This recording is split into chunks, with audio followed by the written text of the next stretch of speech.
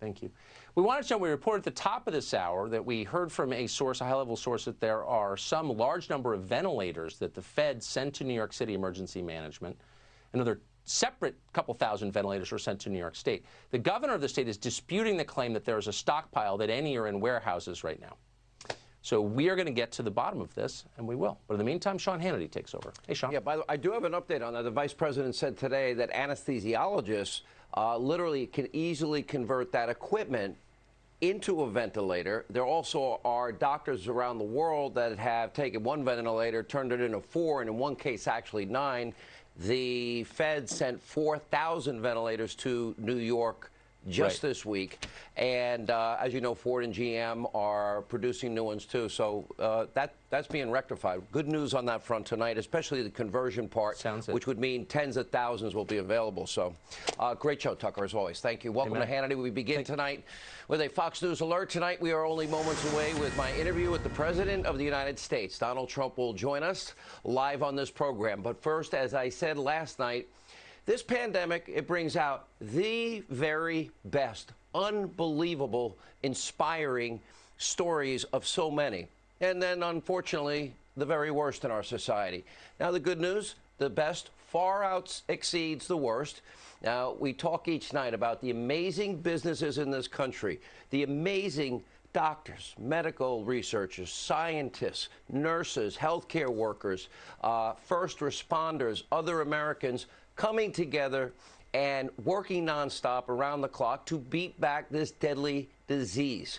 Now, these are the people and the companies. Please keep them in mind and what they're doing. We thank all of them for what they're doing. The people of this country are amazing. Greatest people in the world, greatest country in the world, and we're going to beat this back.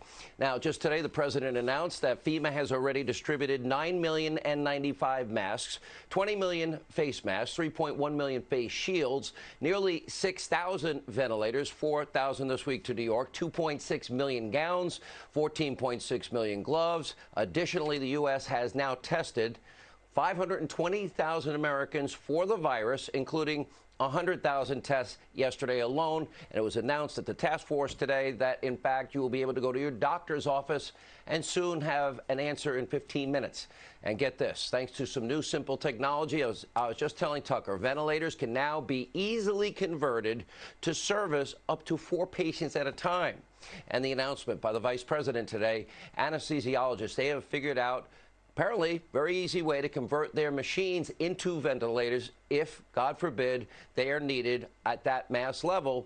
But American creativity and genius, well, will make sure that every person is covered. This is the kind of ingenuity.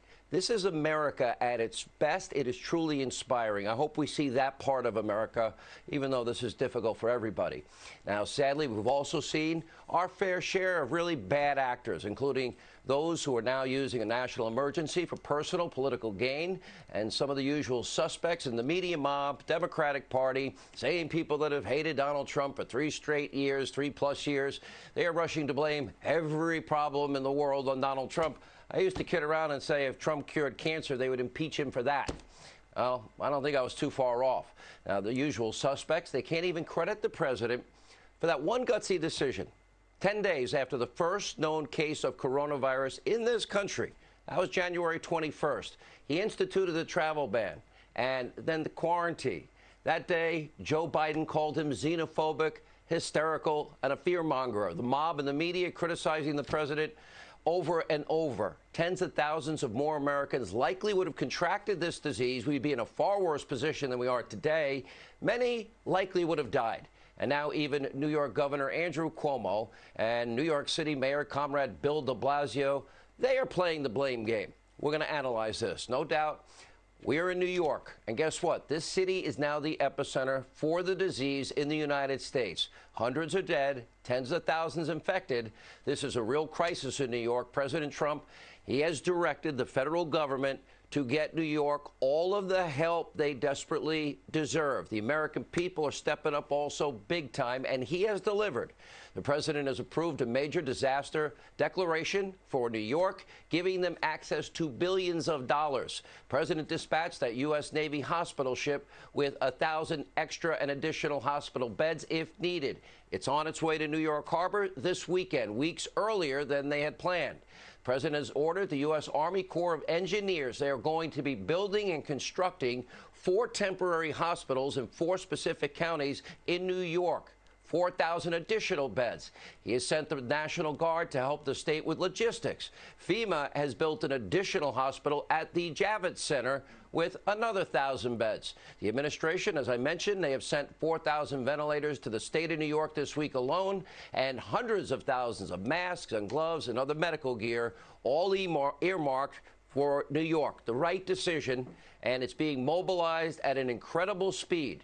All told, the state of New York will get tens of billions of dollars from the federal government, separate and apart from the new $2 trillion stimulus bill. Now, governor of New York said, well, we're only getting $3.5 billion.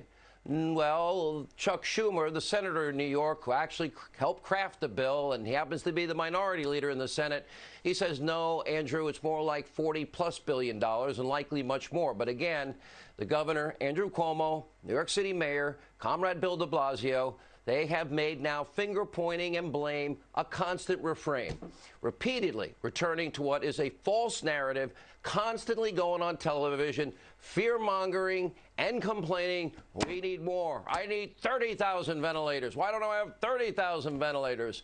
They're getting the support they need, and they're blaming the federal government over and over again. It needs to stop. Take a look. So it should have been one of the easiest no-brainers in the world for the U.S. Senate to include real money for New York City and New York State in this stimulus bill, and yet it didn't happen. New York City only gets $1.3 billion from this package. That is a drop in the bucket as to need. The stimulus bill is not everything I think it should have been. Okay, here's the package. It gives us $3.8 billion. The whole is as high as $15 billion. How do you plug a $15 billion hole with $3.8 billion? You don't. We need everything in that federal stimulus bill, and we need more going forward. And this is not looking a gift horse in the mouth. No one thinks it's enough. Everyone agrees there's more that has to be done. Now, we got to separate facts from fiction. Truth matters. I have a message for Governor Cuomo and for Comrade Bill de Blasio. First, the president doesn't write bills. So you might want to first talk to your good friend, Senator Chuck Schumer.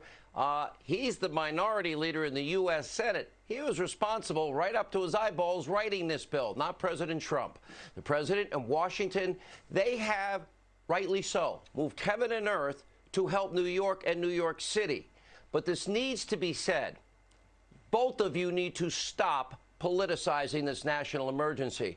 And while we're at it, New York State and New York City have some of the highest taxes in the country, which is why, to both of your credit or blame, this is the #1 state in the country where people are leaving, a mass exodus out of your state and out of your city. Now, last year, the state of New York spent $170 billion. City of New York spent another $90 billion. Now, this is also a fact. Now, we all know the first World Trade Center bombing happened. We all know the world changed on 9/11/2001. And we also know that New York City is the #1 city for possible terrorist attacks. And New York City is an international city with the highest concentration of people in the smallest area, thus making New York City the most vulnerable of any city in the country to a pandemic like this. Now, with all that Washington has been doing, and you pointing more, I need more, and every single day, while they've been doing this, well, we're now seeing how unprepared both the state and the city of New York have been for any emergency, which is unforgivable to me as a New Yorker, born and raised. Now, that's on Governor Cuomo. It is your 3rd term. De Blasio, 2nd term. The level of preparedness is beyond shocking. Now, we don't really have time to get into all the particulars because we have more important matters to deal with.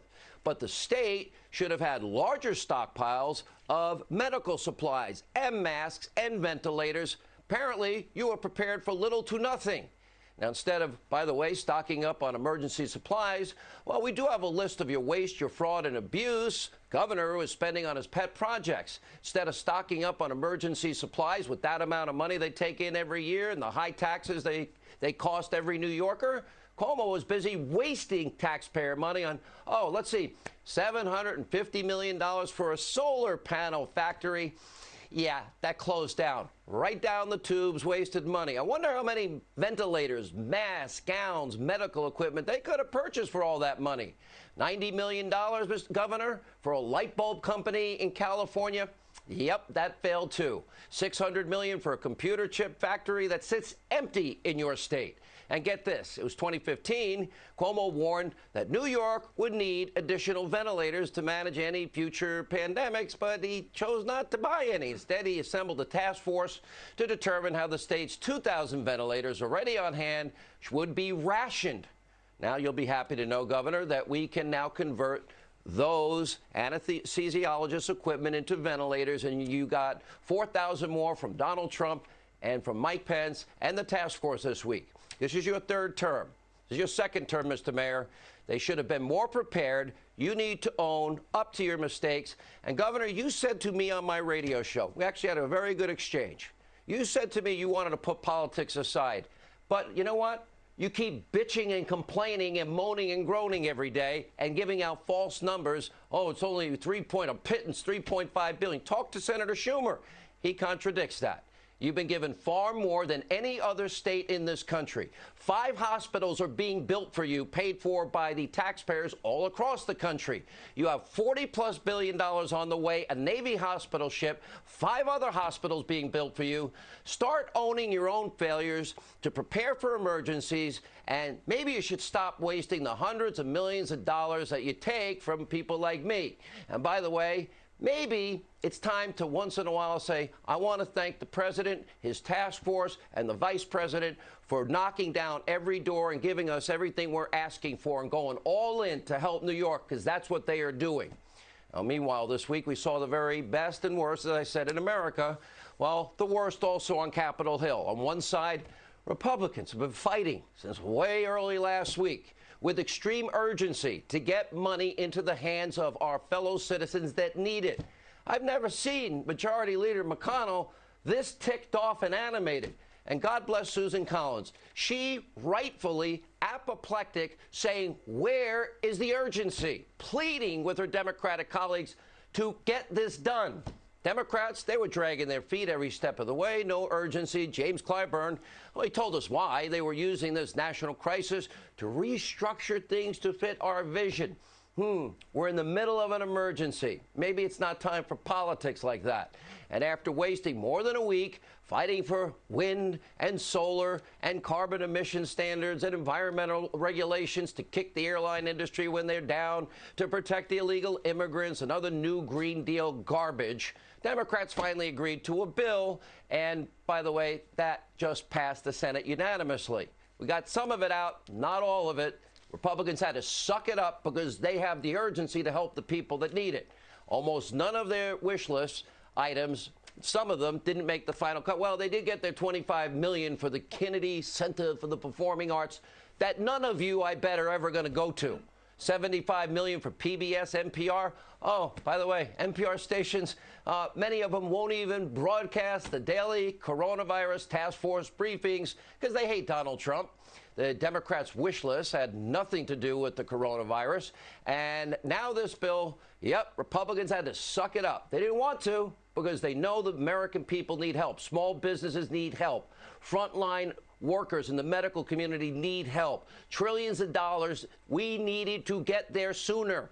And by the way, undoubtedly, the spending on this, by the way, that they're using, some of it not necessary, some of it wasteful, sad.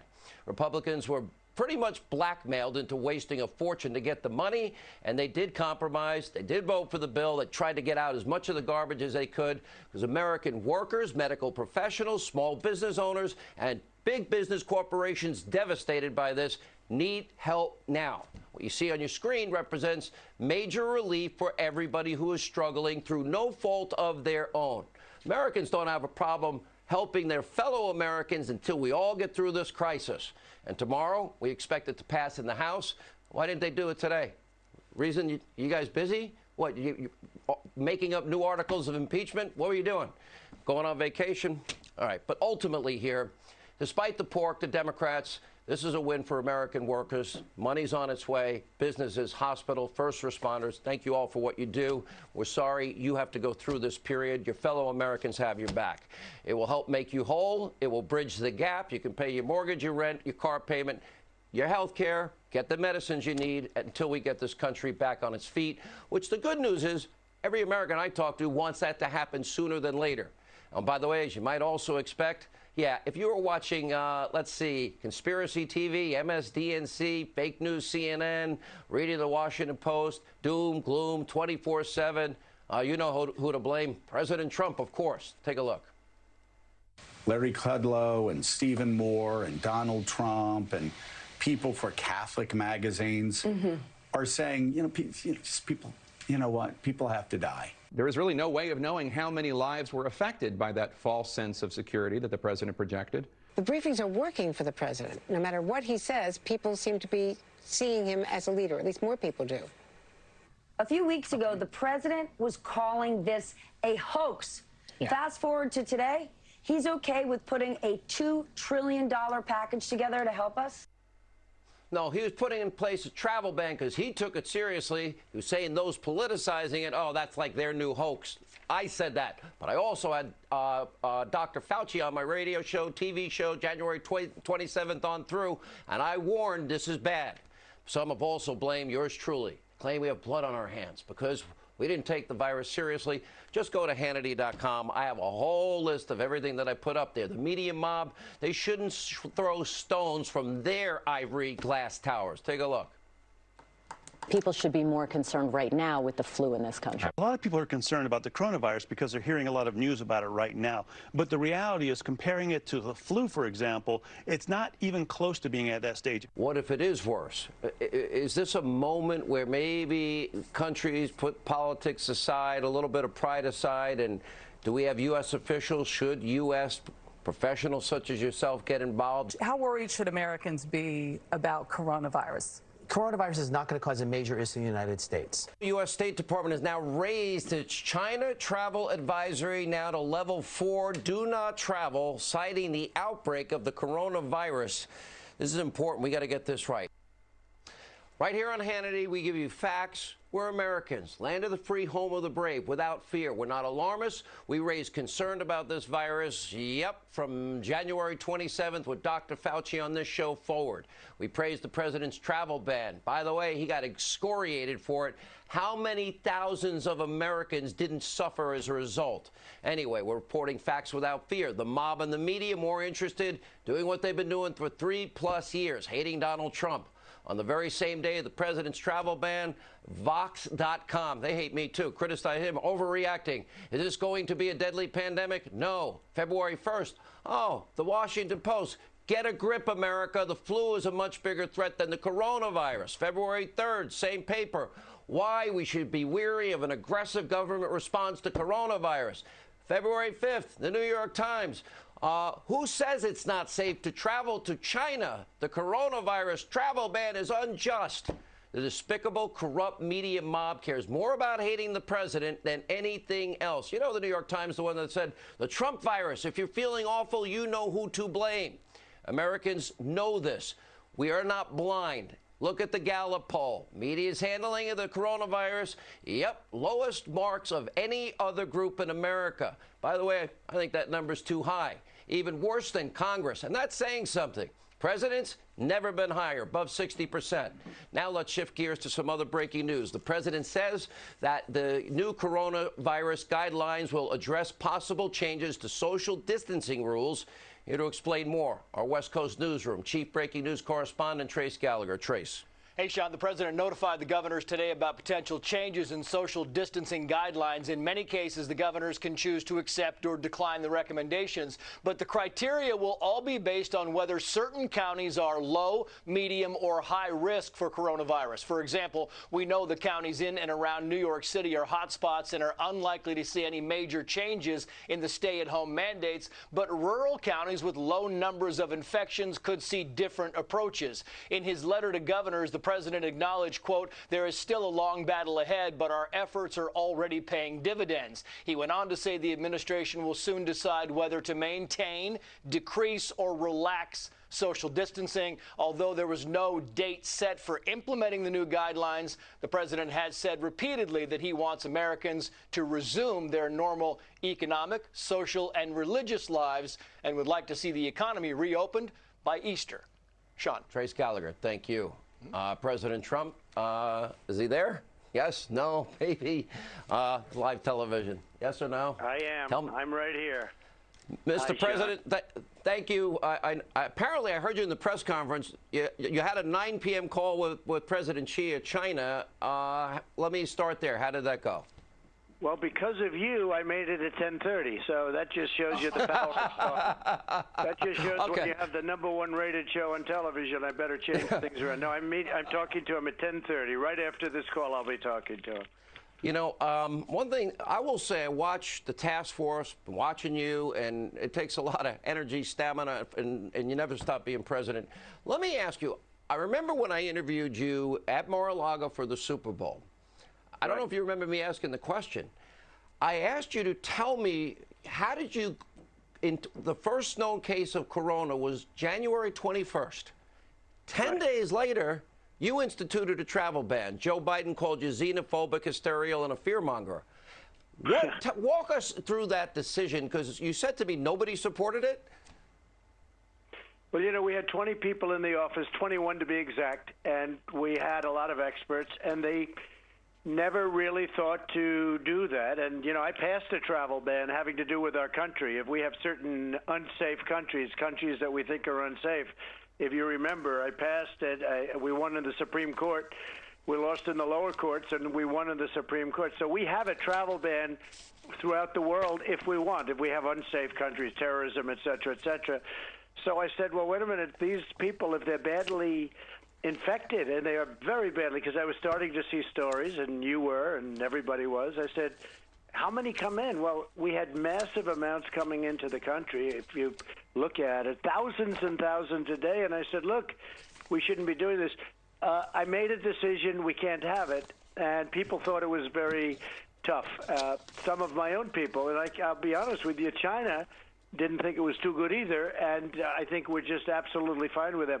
A lot of the people decided to go to Italy instead. They went to Spain instead, and you see the problems they're having. Even as smaller countries, by comparison, you see the problems they're having. But I made that decision, which I'm very proud of in retrospect. And you're right, I had Biden calling me xenophobic, and yet he can't define the word. If you asked him what does it mean, I'm sure he couldn't tell you what it means. And I had he called me a racist because of the fact that he felt it was a racist thing to stop people from China coming in. But that was from the section of China, too, that was in such trouble. So we made a good decision, and if we didn't, we'd have thousands and thousands of more people in very serious trouble right now. Mr. President, I've been making the case. This is everything that's going on now. We're rewriting the book, How to Deal with Pandemics. You started with the travel ban and the quarantine, then the public-private partnership, which we should talk about all the great companies we have in this country. Drive-through testing. Now we'll have a 15-minute test soon in the doctor's office. We'll have home testing, we're told, according to your task force soon. Telemedicine, I would argue, is probably one of the easier solutions for health care. Off-label use, getting rid of draconian FDA rules, right to try. Vaccine, we're in stage 1 trials. It used to take years to break down the sequence. Tell us about what's changing and why it has to all change. Well, I think the FDA has been incredible. We have a man, Stephen Hahn, who's a doctor, a great doctor, highly respected from Texas, in charge of one of the great hospitals of our world. And he came in as the FDA director. And we had a good man there before also, as you know, Scott. You know Scott very well. And we've done things that are pretty amazing. If we're using certain medications that are used in other aspects of life, or for other reasons, normally it would take a long time to get it approved for this, for the virus, as we call it. So it would take a long time, and I was able to get such fast turnaround. It was incredible, like literally fast, because it was proven safe, and it's strong stuff. Malaria was the disease that one particular, it's been out for a long time, very, very effective on malaria. It may be effective, you know what we're talking about because you've covered it. It may very well be effective with what we're doing, and we're going to find out soon. But the head of the FDA and others, they gave me really rapid approvals, like how about 24-hour approvals? And we just started having it. People in New York and others are taking it now, and I think we're going to know fairly soon whether or not it works. And I think it's got a shot. It's got a good shot. You know, I got to say something nice. I know when you did the Foxtown Hall, I know that Dr. Oz was on the program. I've gotten to know him. Dr. Oz is like me. He never goes to sleep. He has talked to more people, more doctors, more patients that have tried hydrochloroquine and Zithromax. And I don't think you've actually really explained there is a real trial going on in the state of New York right now. Am I wrong on that? Well, we had 10,000 units supplied and approved, and, it's a lot. And people have been taking it now for a day and a half. And we haven't heard bad news. We haven't heard too much news, period, but it's a little early. But we're going to probably know. And again, maybe it won't work, but we're going to give it a good shot. And why would we wait? Normally this process would take 2 years to get it approved, even though it's out there in terms of malaria. It's out for a different reason, but we have reason to believe, you've seen the same tests. I've seen tests and, in France and other places, Italy. So we have to see whether or not it works. If you were a betting man, I guess you'd have to bet against it, but a lot of people are saying this could be a big answer. In addition to that, Gilead and others are making some incredible things that we're going to find it. It's going to be a question of how fast, when, but there are some incredible things that are going on right now. Now, the vaccine is going really well. But for the vaccine, you need about at least a year of testing, because, you can't put things into somebody's body by the thousands, and then if it's dangerous. So for that one, we're going to need testing, a longer period of testing. But they're making tremendous progress, incredible progress. Yeah, and Dr. Oz has been putting on doctors that have been prescribing off-use hydrochloroquine and Zithromax, and patients that used it, miraculous turnarounds, incredible, I'll say anecdotal, and I understand Dr. Fauci would love a 2-year study, so would I, so would everybody, but if we can save lives now, and the right to try for me is a freedom we should have, and I know you made that law. What are your experts, the Surgeon General, Dr. Fauci, and everybody else telling you about convalescent plasma? People have the disease, they get over the disease, they have antibodies to the disease, they extract the plasma, and then they infuse it into a very sick patient. What are you hearing about it? Well, there's really positive things. I think you're seeing what I'm seeing, some incredibly positive things. And it's, affecting the immune system, and lots of other elements are at work. And, these are all game changers, by the way, Sean. This is, this really solves a problem. I mean, getting a vaccine is important, but if we could do something, like as an example, if we had something therapeutically where one of these numerous items that we're testing right now, I mean, literally testing it right now, if any of this worked, this is a game changer. And, there's no risk when it's already out there in a different form for a different purpose. So we're going to see how it all comes out, and we're just started. So you will probably know before me, okay, because you know all of these things, and you really were up on it. But you've also seen some of the other things.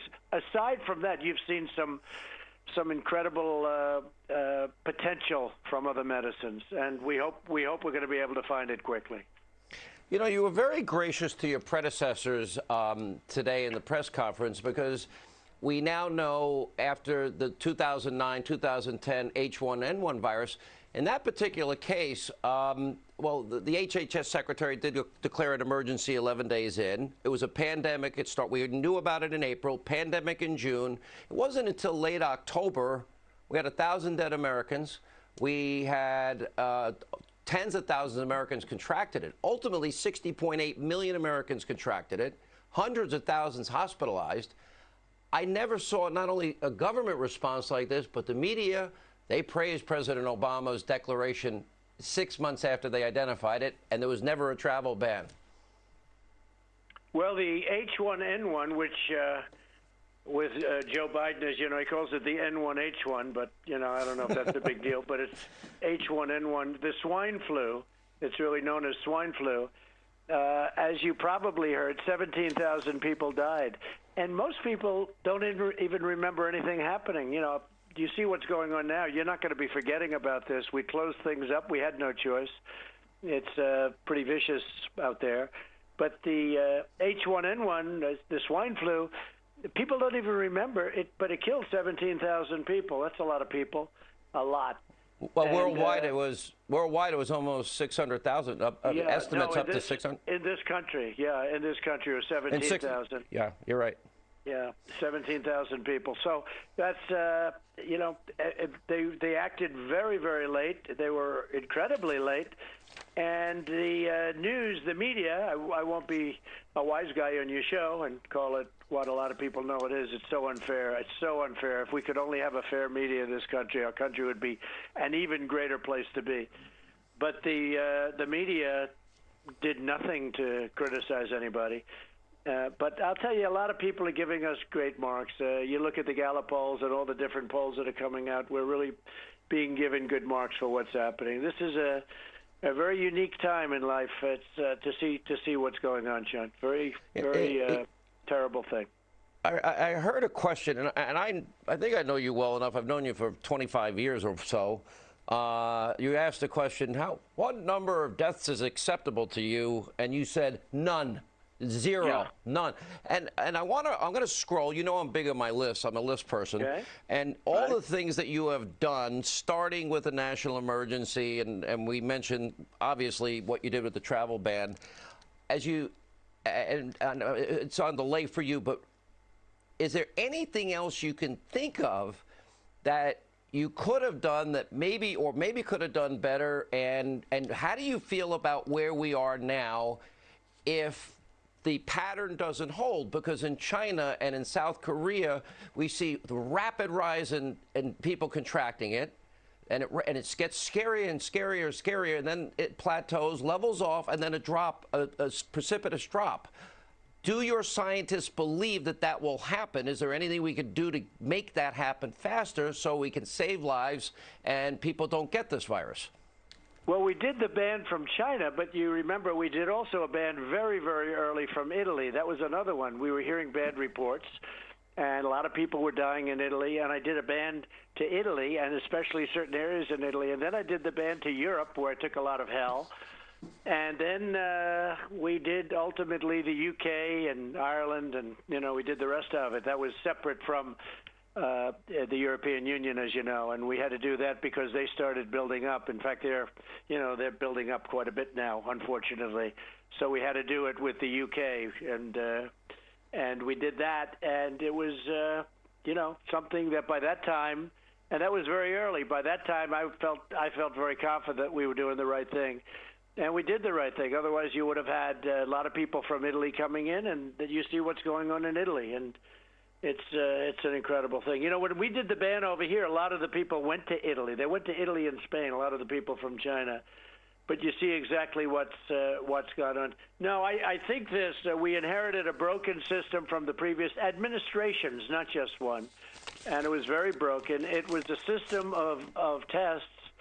But, Sean, it wasn't meant for millions of people like we're talking about. It was a bad system for millions of people. It was okay, the CDC. It was okay for small numbers. But we're talking about something that hasn't been seen for many, many years. This hasn't been seen for decades. I don't know. Maybe, the big one was 1917. And that was the worst by far. That was that was the Spanish flu, they call it. And there was really nothing like that. What that did to Europe, that wiped out vast sections of Europe, and a big chunk of the United States too. That was the worst. Yeah, you know, you've been asked a lot of questions in recent days about the Defense Production Act. Why I'm saying this, you know, I do think that, you know, bad times often brings out the worst in a few. The price gougers, the hoarders. With all due respect, the Democrats playing games and holding up this bill for a week really ticked me off. You were more gracious than me, but I'll put that aside for a minute. But all these businesses, I'm going to scroll on the screen, have stepped up and offered to help. And you said that you have not had to enforce the Defense Production Act, except for 2 minor cases. You didn't want to talk about it earlier today. Explain, and we'll keep these companies are helping the American people. Explain this new paradigm of public and private partnerships and drive-up testing and everything that they're doing. Well, there's a tremendous esprit de corps. It's like incredible what's going on. The spirit, the love of our country, and we have something called the Defense Production Act. And it's a very powerful act. It's incredibly. I mean, you can do almost anything as president. You can demand that they give you whatever you want. I mean, all of these things. It's a powerful tool. So I haven't had to use it because, like, we had Ford step up, General Motors step up, 3M step up. So many companies stepped up, and they're making vast amounts of things. But, you know, when you talk about ventilators, that's sort of like buying a car. It's very expensive. It's a very intricate piece of equipment. You know what it is, heavily computerized, and, you know, the good ones are very, very expensive. And, you know, they'd say, like Governor Cuomo and others, they'd say we want, you know, 30,000 of them. 30,000. Think of this. You know, you go to hospitals, they'll have one in a hospital. And now all of a sudden everybody's asking for these vast numbers. So, but we have now companies stepping up, and they're building them. They're doing the masks. We've already delivered millions and millions of masks. But remember, we're really a second line of attack.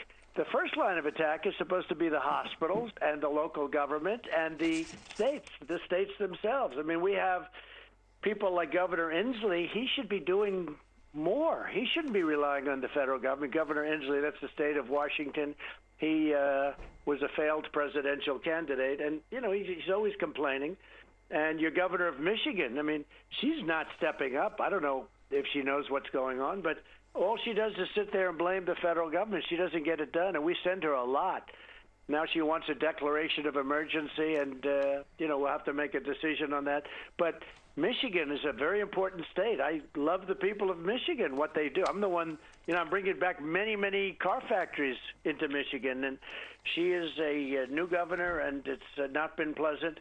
And, you know, you look around and you see what's going on. And by the way, most governors have been fantastic, I have to tell you. Most of them, whether it's Democrat or Republican. But we've really had some trouble with the state of Washington. The governor, you know, he ran for president, didn't exactly do well. He got 0.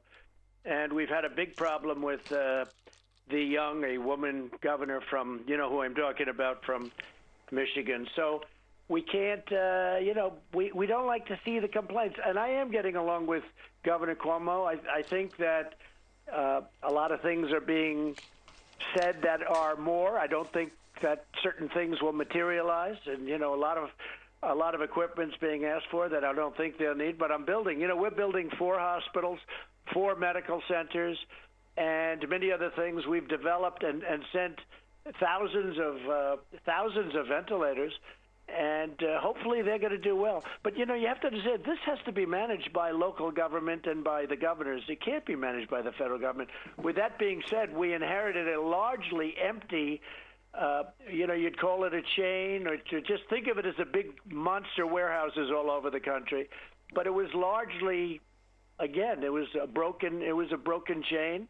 And we're filling it up, and we fill it up very strongly. And we deliver the equipment. A lot of the times we have them go directly to the states. So we're really helping the governors.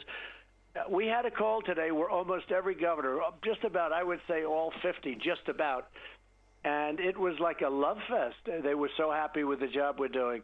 But they are that front attack because they're there. Now, in the case of New York, in the case of Louisiana, where you have a very good governor, John Bel Edwards, but he's a Democrat, and he's very thankful for what we're doing. We're doing a hospital for him. We're building, these are sort of portable hospitals, but they're incredible. I mean, when you see them go up. And it's FEMA, and it's the Army Corps of Engineers, and they are incredible people. They can't get enough credit for the job they're doing. And I was kind of angry at Andrew Cuomo. I had him on radio for 40 minutes. Great conversation. I grew up and I was born and raised in New York, and then it's I need 30,000 ventilators, and I'm like, okay, it really was annoying me. Before I get to the things I don't like in last night's bill, and a lot of it got taken out, thankfully, but I want to, and rather than reading everything that's in it, I'm going to scroll. I love lists, you know that. The good things in the bill.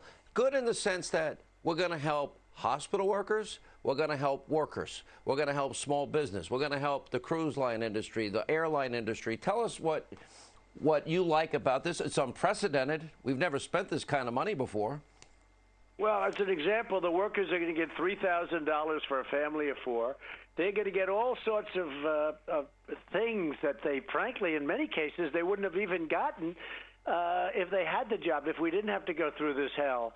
And it's a wonderful thing. The problem is, and you see it all right there, it's right in front. The problem we have is that it's very, very painful dealing with the Democrats because they ask for things that they've been trying to get for 10 years that we don't want to give, but if we don't get them or give it, we don't get the $2 trillion that gets sent out to people, the workers, and we don't get the $2 trillion that's going to really save companies. We have a lot of this money is going to save Boeing. It's going to save the airline industry. And, you know, that means not only does it mean what it says, it also it means tremendous jobs. We can't let Boeing go. You know, Boeing had a problem, big one, to start off with. Then on top of it, this happened. And we'll save Boeing, and we'll save the airlines, and we'll save other companies. We have companies that were virtually AAA. And all of a sudden, you're loaning them money. You could call it a bridge loan, a short loan to get over it. In all cases, we intend getting the money back, getting interest, and in many cases, some cases, issuing what they call warrants, will get pieces of the company, large pieces of the company. And that will come back and inure to the benefit of U.S. taxpayers. I mean, they're going to be great. It's a great thing. So we had to give up things that, you know, instead of just saying, let's do what's right, which is taking care of the workers and making sure these companies don't go out of business, you could never start them again if the airlines leave. You're never going to be able to start. It's like it's a very difficult thing with the Democrats. Mm-hmm. So we end up giving them something for Kennedy Center. We end up giving them something for far worse than that. Look, say what you want about Kennedy Center. I'll scroll that. I'm going to put... Because, you know, the Kennedy Center got hit hard. I mean, there aren't too many people watching. I said today, Romeo and Juliet, okay? You know, right. You can't pretty much go in because of what's gone on with the virus. But far beyond Kennedy Center, we give things that we don't want to give. You know what I'm talking about. You have them up on your screen. But you have to in order to get. We cut out, and you just said it better than anybody, over the last 2 days, we cut out much of it. If you would have seen some of the things we were giving up, and it's a shame that we can't just sit down and easily, it's always like such a big deal. I mean, it went on and on and on late into the night, every night, and this could have been done quickly in one day. The bottom line is we got a 96-0 vote. And I think all of the senators that weren't there were in quarantine. And the case of Rand Paul, a good guy, by the way, he actually has this problem. And I'm sure he'll be all right. I spoke to him today. That's good news for Senator. And by the way, people are saying you were joking about Mitt Romney. You want everybody to get well. I'm assuming. I know you do. Well, I'm not a fan of Mitt Romney. I know. I'm not either. I understand Mitt Romney. I'm not a fan, but of course, I want him to get well. Absolutely. Yeah, we do. All right, let me ask you this, and I scrolled the bad stuff. I'm more angry than you are, but it's more important we focus on the solutions. So we look at the unemployment claims today. The number's scary. I mean, 3.3 million. It's not surprising, but it's scary. We've watched, as I mentioned earlier, China, South Korea. You get quickly all scary, scary numbers, people contracting the disease, scary, scary numbers with all sorts of things. And all of a sudden, if the pattern holds, then it's levels and then it drops down completely and then there's no more new cases. Are your doctors telling you every day they expect that to happen here? Well, I think we do. I mean, whether you're doctors or not, I'm looking forward to that day when it levels out and then goes down. And I think we're going to have a tremendous bounce. Look at the stock market today. I think we set a 3-day record. We set a 1-day record yesterday. Today we almost set it again. I mean, the stock market's gone up tremendously over the last few days. And I think it's for two reasons, because they know that I am one that wants to get everybody back working. That was important. People were saying, we'll take 3 or 4 or 5 months. And everybody said 3 or 4 months. Our country is not designed for that. And our people aren't designed. We're not engineered for that, Sean. Everybody wants to go back to work. So, people, they own a restaurant, they can't keep their restaurant closed for months. By the way, the sooner we go back, the better the lift that we're going to get. I think we're going to have a bounce like maybe you've never seen. I just think there's so much pent-up demand. But we have to get rid of this. Now, there's a possibility I'll do it in quadrants, in pieces. And Can you explain that? You'll take the Farm Belt. You'll take certain states that aren't badly impacted, where they have almost none or they have just a little bit. You take a look, some of these great states like Iowa, you take a look at Idaho, and you take a look at Nebraska, where they have a great medical facility, by the way, even for this. And you take a look at some states, a big portion, I mean, they all have a little bit, but many of them have just a little bit, and they have it under control. They're incredible governors, they're incredible senators, and they're watching it, and they're very, very well run, and they have it under control. They immediately put the people in quarantine. So, so you do that. New York is a bigger deal, but it's going to go also. But I have a feeling that a lot of the numbers that are being said in some areas are just bigger than they're going to be. I don't believe you need 40,000 or 30,000 ventilators. You go into major hospitals sometimes, they'll have 2 ventilators. And now all of a sudden they're saying, can we order 30,000 ventilators? So, look, it's a very bad situation. We haven't seen anything like it. But the end result is we got to get back to work, and I think we can start by opening up certain parts of the country, Farm Belt, certain parts of the Midwest, other places. But I think that, as an example, you go to Texas. There are places in Texas, great governor, Greg Abbott. There are places in Texas where, it's a tremendously big state that aren't impacted by this. So I think we can open up sections, quadrants, and then just keep them going until the whole country is opened up. But we have to open up. The people want to get back to work. They want to get back. That's the way we're engineered.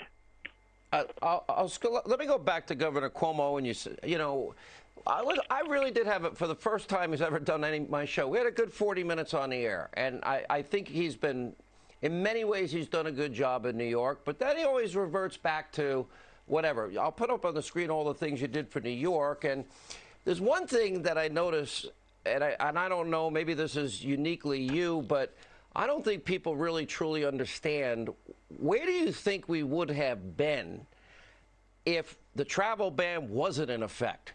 Where would we have been if 10 days after the first case? I think that one decision was probably the best from the beginning, but I don't hear anybody on the other side of the aisle say, I don't like Donald Trump, but that was a smart idea. Probably not only bought us time, probably saved tens of thousands of Americans from contracting the disease. That was a good call. I mean, are we that divided as a country you can't acknowledge, or you kill Soleimani? You can't acknowledge killing Soleimani, leading state sponsor of terror, Iran. He leads the state sponsor of terror. He killed Americans in Iraq. The divide is pretty intense. Well, you don't hear it too much. You'll hear it from Republicans. You'll hear it from some Democrats. But no, we would have had tremendous death had we not acted early. And our country's getting great credit for that. Forget me. Our country is getting great. But it was a good decision. Hey, when I made it, I was saying that's a big decision. You cut off China and the people coming in, and you're talking about tens of thousands of people. No, we would have had death all over the place, Sean. You know that. Let me go. Early on, I remember somebody asked a question about how your younger son, I know your family. I know your older kids. I've met your younger son. He's a wonderful kid, very polite, nice, funny, smart.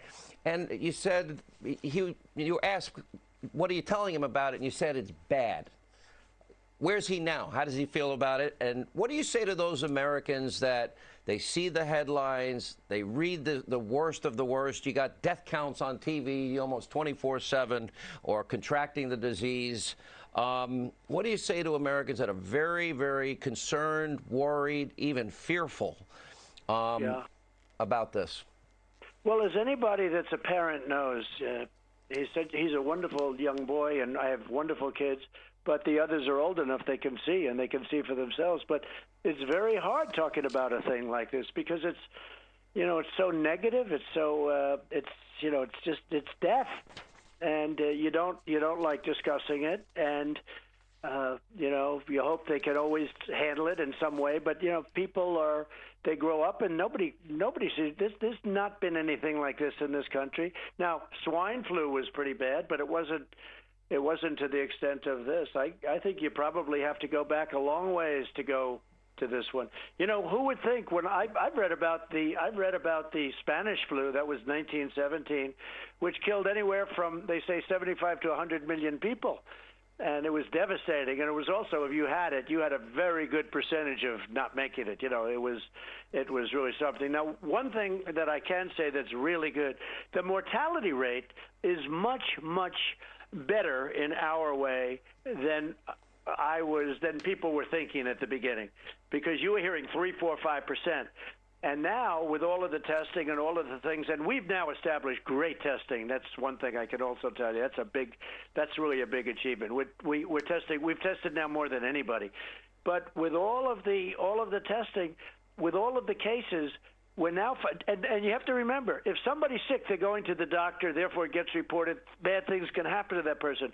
But there are thousands and thousands of people, hundreds of thousands of people, millions, where they have it, and they don't go to a doctor because it's not that bad. They have a cold, they have the sniffles. In some cases, they have nothing. They have it, but they literally don't have anything. So when you look at that, and then you see the people who die, you take a look at the people, I think you're talking about very significantly under 1%. And I think that's a tremendous thing. Now, the flu, we lose, thousands of people a year to the flu. But that number is very, very much under 1%. It's, 1/10 of 1%. So this number would be higher. But I think that's a big positive, because when this started, people were talking about 3, 4, and 5%. Now they're seeing that, and it's through the testing, but they're seeing that it looks like it's substantially below. I think it's substantially below 1%, because the people don't report. The only people that report are the people that are really feeling sick, and those are the ones that, unfortunately, sometimes don't make it. Let me ask you, in 222 days, Mr. President, there will be an election in this country. It looks like it will be Joe Biden on the other side. I'm not sure if you've had an opportunity to watch his, let's say, technically struggling candidate, struggling whatever he's doing. Today he said, we hold these truths, etc. That's after, of course, we hold these truths to be self-evident. All men and women are created by the thing. Are you watching it? And what is your analysis of the things he's saying? And seems to be rather forgetful, and doesn't seem to have a lot of stamina, and doesn't seem to be, I say it on this show, I say he doesn't seem to have a fastball if he ever had one, and his slow pitch seems to be slower than ever.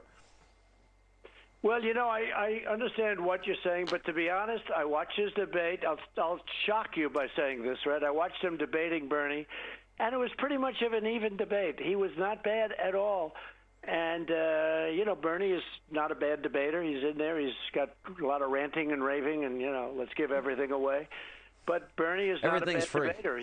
He's been a pretty good debater over the years, Bernie. And I thought that was, one of his best nights. So I don't want to really say negative. Look, I'd rather just run against him. I think I want to run on my record. I don't want to go against somebody else. And we'll see what happens. He's still got – that's a long time, before you get there. That'll be – quite a bit of time. We're going to have our convention. We have our convention in North Carolina, in Charlotte, and we are, definitely planning. It's toward the end of August, And somebody was asking today, will you cancel the convention? I said, no way I'm going to cancel the convention. We're not going to cancel. It's going to be incredible.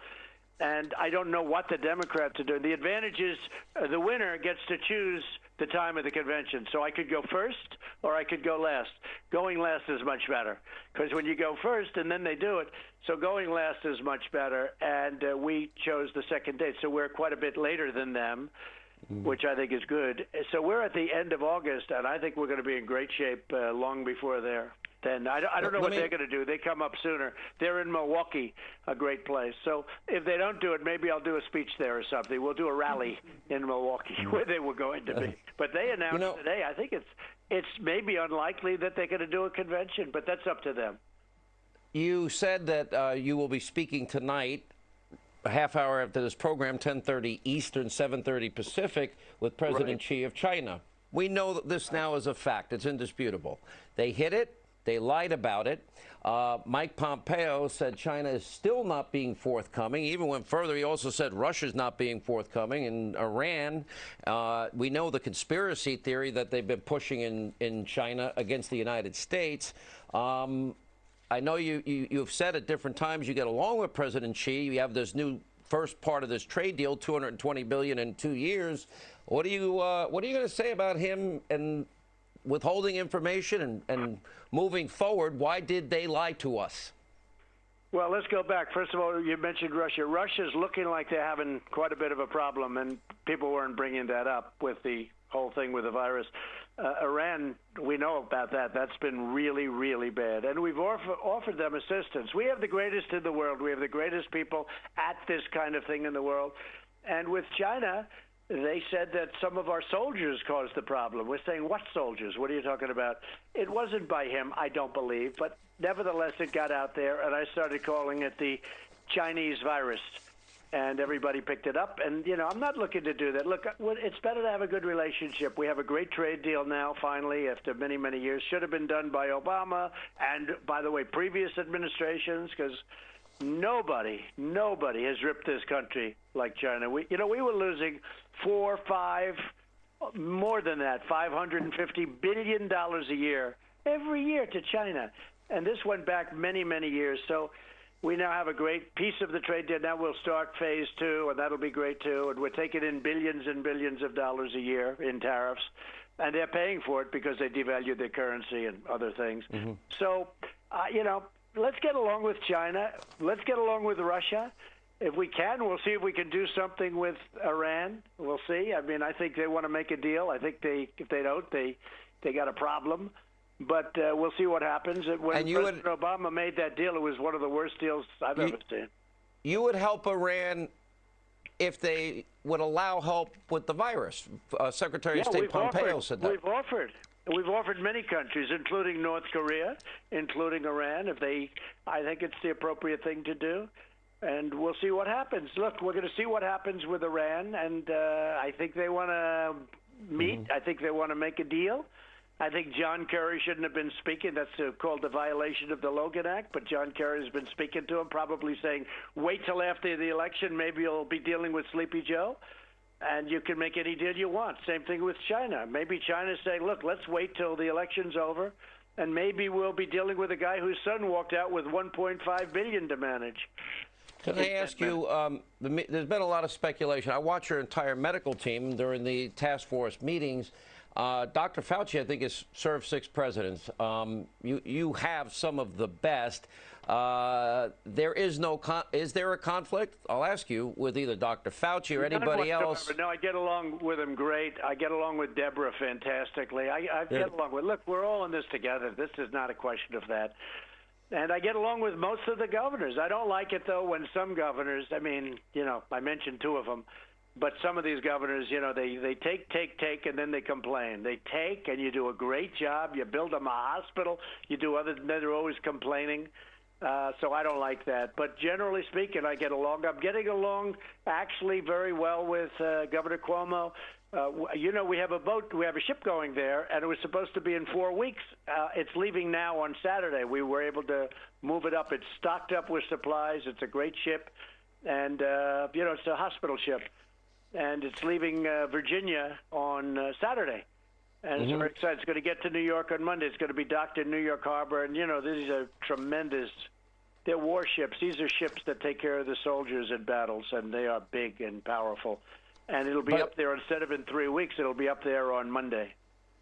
How are the people that are around you, and you see people kind of spread out to the stage, and we have a little less than a minute here, and the First Lady in particular, I think she could say almost on a regular basis that her approval ratings are higher than yours. Is that a problem in the family? I think they are. She's doing a great job. People love her. Every time I make a speech or have a rally, they have signs, "We love our First Lady." No, she's doing a fantastic job, Sean. You know that. Yeah. Well, I know, Mr. President, I know you've been busy. I know it's up late. I know you've been working hard. My goal is that every American, we want to save lives in the interim. We want to get a permanent solution. Thank you for taking the time to spend with our audience, and hopefully we can get this past us as quickly as possible. Thank you, sir. It's an honor. Thank you very much, Sean. Thank you. All right. Thank you, Mr. President. You know, one of the things I love about this country is that we have the greatest scientists. Look at all those companies that are helping, all hands on deck. The 90% that is great, and then you get a few bad apples like what we saw in Congress, et cetera. Anyway, unfortunately, that's all the time we have left. Let not your heart be troubled. Laura Ingraham. 2 seconds, 3 seconds, 4 seconds, 3 seconds, 5 seconds. Well, 6. no, they were telling me to stretch. They told me they didn't have the control room switch, so I was doing it for them. No, let me just say this. Oh, I had it peaked out. You have blown the break in the clock. I think 3 nights in a row, right, MP? Like 3 nights in a row, yeah. So, and I know you're talking to the president, but we had Mnuchin last night. We had the big deal. I mean, Hannity, I think at the end, I mean, you were going to start asking questions about what's your favorite color. You ran out of questions. You sound like Andrew Cuomo and de Blasio, whining. Oh, we give the state of New York everything. I'm like, how about saying thank you to the country, thank you, Mr. President. That's politics, Hannity. You've been doing this for 25, 30 years. You know, this is all politics, It's a national emergency. We want to try to feed people back into the economy, the system, in areas that have a low incidence of coronavirus infection, and they do exist out there, especially in the Midwest.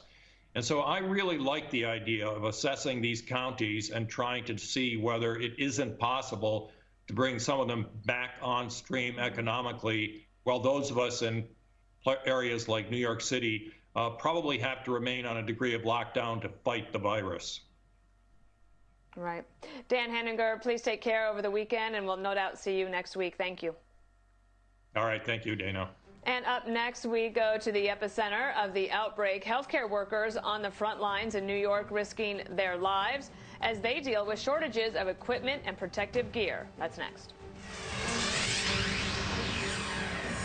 Sure, Principal is a financial company. But think of us as in Protect Your Family as a grows company. Is great, and then you get a few bad apples like what we saw in Congress, et cetera. Anyway, unfortunately, that's all the time we have left. Let not your heart be troubled. Laura Ingraham. 2 seconds, 3 seconds, 4 seconds, 3 seconds, 5 seconds. Well, no, they were telling me to stretch. They told me they didn't have the control room switch, so I was doing it for them. No, let me just say this. Oh, I had it peaked out. You have blown the break in the clock. I think 3 nights in a row, right, MP? Like 3 nights in a row, yeah. So, and I know you're talking to the president. We had Mnuchin last night. We had the big deal. I mean, Hannity, I think at the end, I mean, you were going to start asking questions about what's your favorite color. You sound like Andrew Cuomo and de Blasio, whining. We give the state of New York everything. I'm like, how about saying thank you to the country, thank you, Mr. President. That's politics, Hannity. You've been doing this for 25, 30 years. You know, this is all politics, It's a national emergency. Maybe put it aside for 10 seconds. Let's just stick together here. I enjoyed listening to the interview, Hannity. We're jammed tonight, and have a good rest of the night. We'll talk to you tomorrow. Have a great show, Laura, as always. All right, I'm Laura Ingraham. This is the Ingraham Angle from Washington tonight. While President Trump tries to bring hope, and as he just did on Hannity's show, of course, to the American people, the left is focused still on stoking fear, and it's always the worst-case scenario. We have our own panel of experts, of doctors, practicing physicians, including those who are treating COVID patients, here to explain why you should not panic. And you won't believe what the Queen of San Francisco tried to sneak into the coronavirus aid package. House Minority Whip Kevin McCarthy is here with details. Plus, I've been warning you about how bad this pandemic badly will hurt the American economy. And today, brand new jobless claim numbers prove me right. Steve Forbes has a lot to say on that. But first, welcome to the end of day 10. Can you believe it? Our national shutdown because of a virus that arrived here via China. Now, we have a lot of new information for you at this hour. The number of coronavirus infections in the U.S. now stands at more than 83,000. That's an increase of about 20,000 from yesterday. We're doing a lot more testing. The day before, the number jumped by 11,700. The number of those recovered is 1,864. And the number of those deaths is at least, now those who have died, at least 1,201. An increase of 314 from the previous 24-hour period. The day before that, deaths rose by 212. So we're not at peak, at least not yet, and certainly not in the nation's COVID hotspots. Now, New York, doesn't surprise you probably, remains the epicenter of this virus, with 55% of all new infections and 1/3 of all deaths occurring there. Governor Cuomo offered some good news on the issue that people were understandably freaking out about just a few days ago. That's the question of the availability of gowns and masks. Equipment and PPE is an ongoing issue. Right now, we do have enough PPE for the immediate future. The New York City hospital system confirmed that. So we have enough in stock now for the immediate need. But he offered another stark warning on ICU beds and ventilator needs. Ventilators, ventilators, ventilators. We're still shopping for ventilators.